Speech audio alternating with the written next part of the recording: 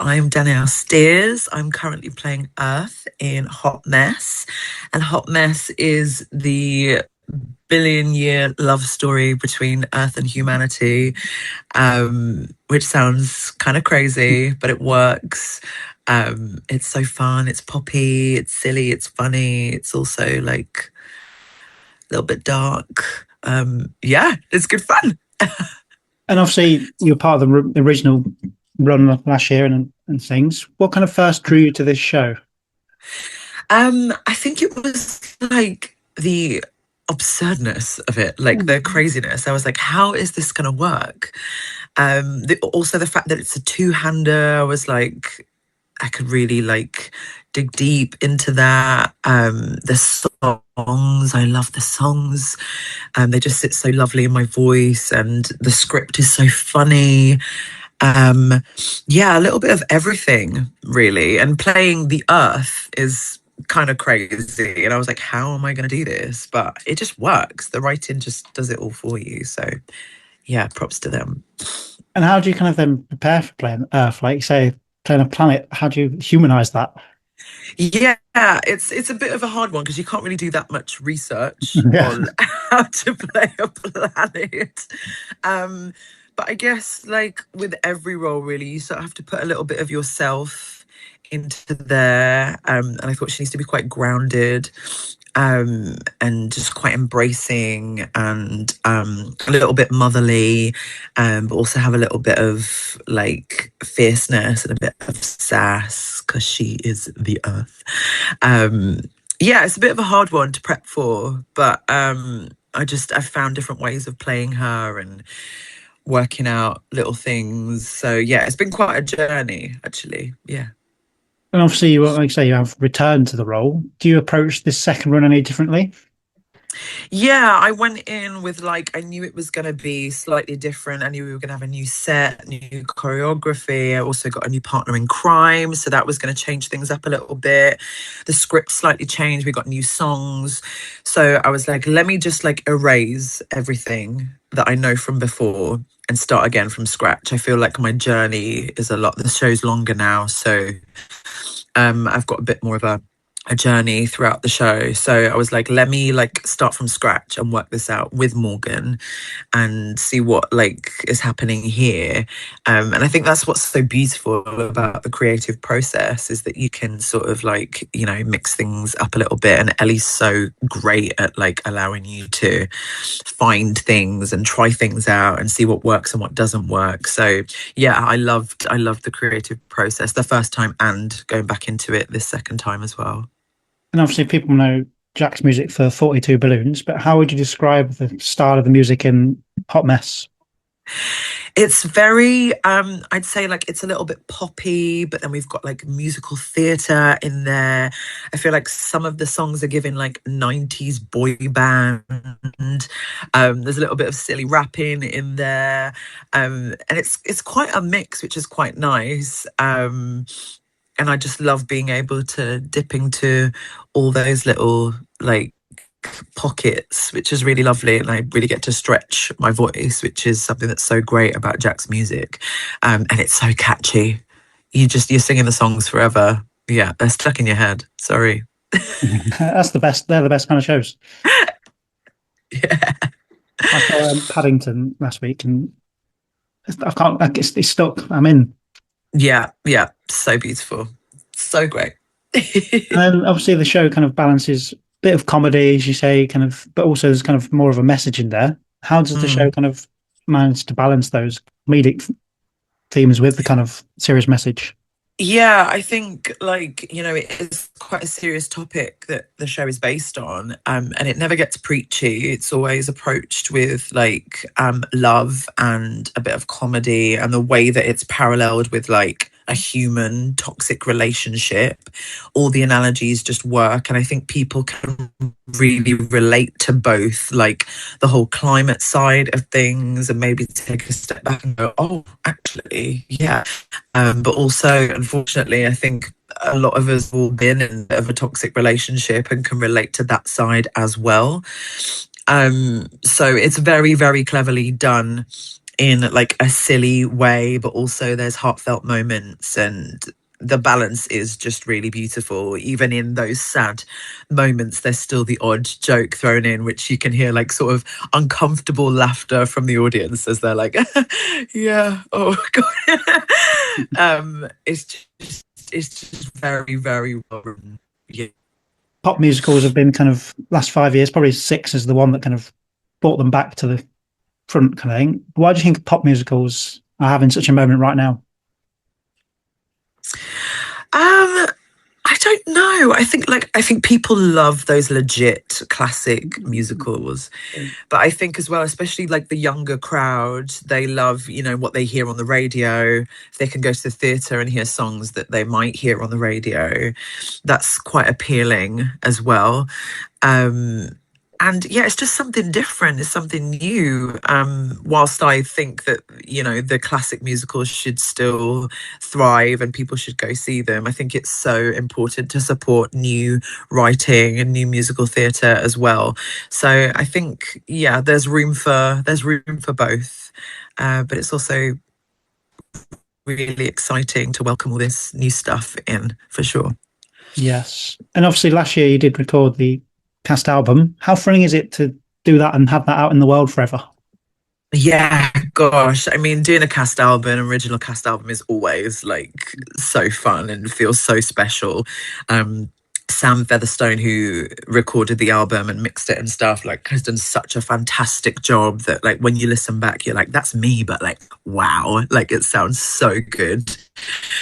And a lot of people do ask at stage door, like, oh, can I find the music anywhere? Because they can't get the songs out of their head. So, yeah, it's so nice. And I just feel very privileged and very grateful to have got to do that and have those songs out there in the world forever. Um, I'm also very proud of the show. So yeah, it was really fun to record, and I do love listening to it back a little bit sometimes. Yes, as you should. And obviously, as you touched on earlier, kind of it's a two-hander, this show. Do you have to approach Mm. it any differently when you're doing just a two-hander as opposed to like a big ensemble piece? Yeah, for sure. I mean, there's no let up. There's no time to chill, relax. Like once you get on that train, you're riding it right through to the end. It's a marathon. You've got to pace yourself. And you've also got to learn to like read each other. Because we don't have the time to engage and just like check in with each, like we're on stage or we're off separately. So yeah, it's difficult, and especially rehearsals are quite hard when it's a two-hander, because usually with a bigger cast, you might not be in a scene, so you could go away, learn your lines for a scene you are in, or you can go and grab a cuppa or go on a scene. You don't get the eat.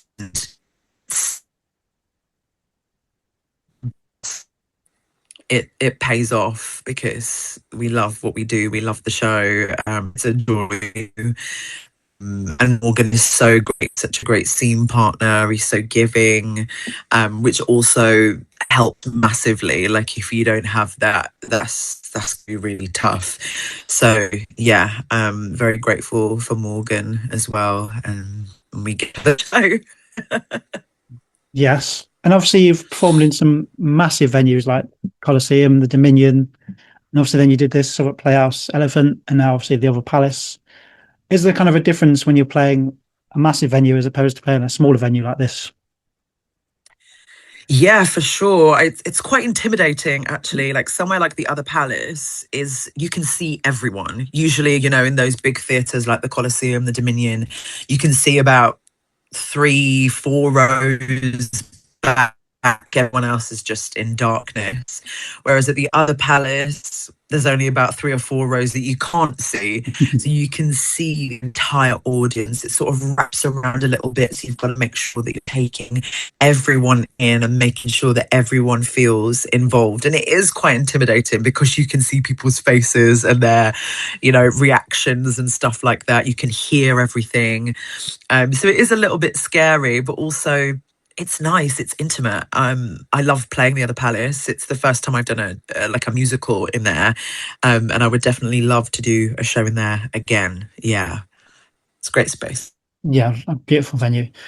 And then how do you then personally like on a day-to-day basis, how do you mentally and physically prepare for a show? Like what's the lead up for you like? Yeah. Well, there's a lot of singing in the Mm. show. So I got to make sure I stay hydrated and do what I need to do, make sure that we're properly warming up and things like that. Because it is quite a taxing show to do. And just checking in with myself. And sometimes you might approach things a little bit differently when you're singing them in the show. But yeah, just trying to get as much rest as I can, really. I do have a 2.5-year-old, so that is quite difficult to do. But where I can, I do try and rest up. But yeah, it's all everything, you just got to listen to your body and do what you need to do. But water mainly. And Yes. coffee. Yeah. Yes.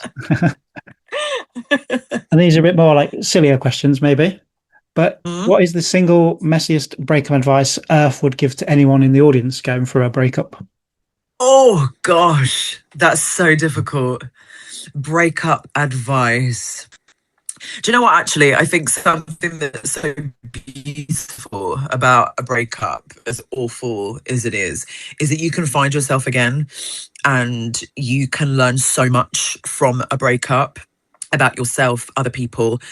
And I think it's important to listen to those things as well.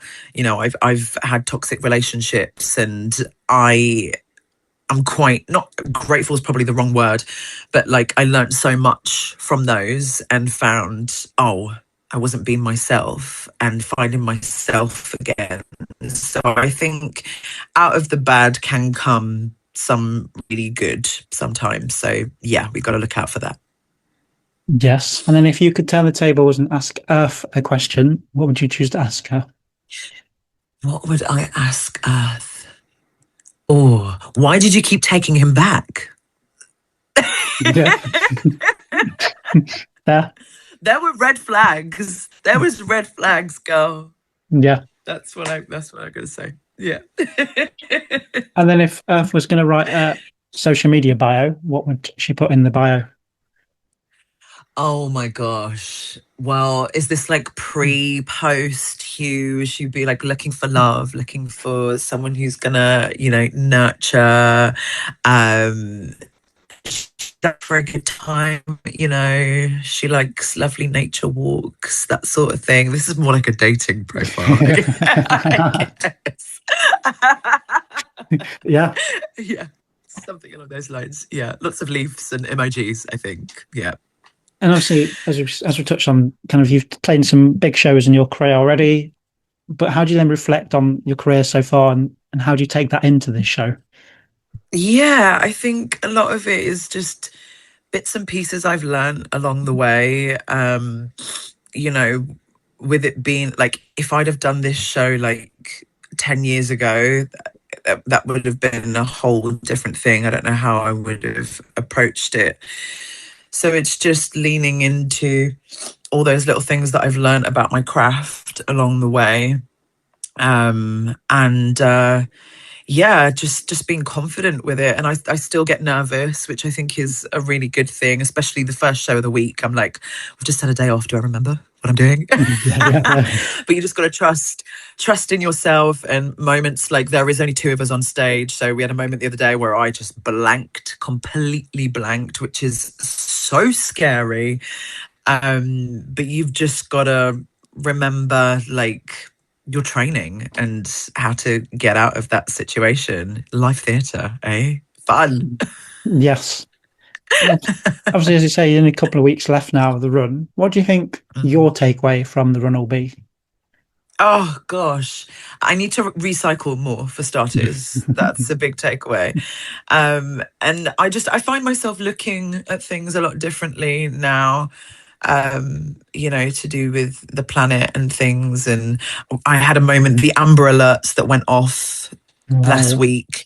Um, there were so many happened during the show, and I was like, oh my gosh, the earth is on fire, like she's angry, and hearing those made me angry on stage, and like I embodied that, and I was like, oh my gosh, we've only got one planet, like this is crazy, and we are just destroying it, and that's so sad.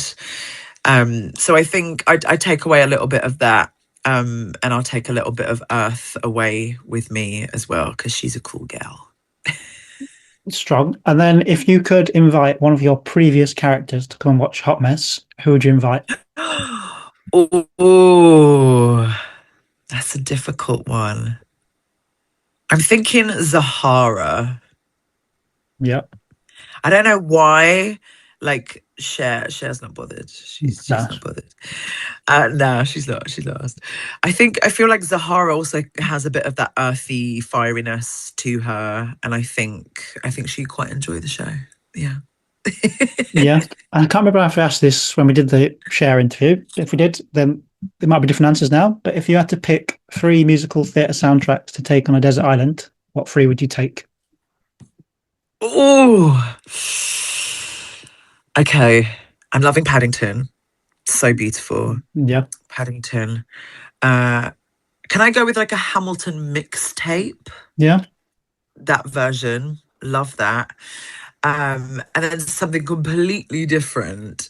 The beautiful Carole King Oh, yeah. soundtrack. Some gorgeous songs on there. Yeah, I feel like we've got quite an eclectic mix there. Yeah, that keep me going. Yeah. That's good choices. Good. And then for you, what keeps you inspired to tell stories like this one? I think the audience, and again, being at the other palace and being able to see people's faces, especially like the younger crowd, especially little, young girls and boys of color, that really inspires me, because they can see someone who's them on stage, and especially with this story, I feel like the world needs to hear it. Like it needs to be everywhere. And that's so inspiring to tell such a story. But yeah, I do it for those people that you can see the fire in their eyes as they're watching the show, and just like the awe, and I think that's really special. And I remember being that little girl and seeing things on stage and just being like, wow, I want to do that. It's so magical. So yeah, I think that right there. And you kind of have already answered this a little bit when I said, what would you take away? What would you hope an audience member takes away from Hot Mess? Maybe to again, without being preachy, have a little look at the way that they go about their day-to-day lives, and just be a bit more appreciative, and touch some grass, and just listen, and just go for a nice walk, and just appreciate everything that they've got around them, actually, whether that be your loved ones, or whatever, and just to be kind to everyone as well as yourself. Yeah. Well, Danielle, thank you so much for your time. So you should say that Hot Mess runs at the Other Palace until the 6th of September.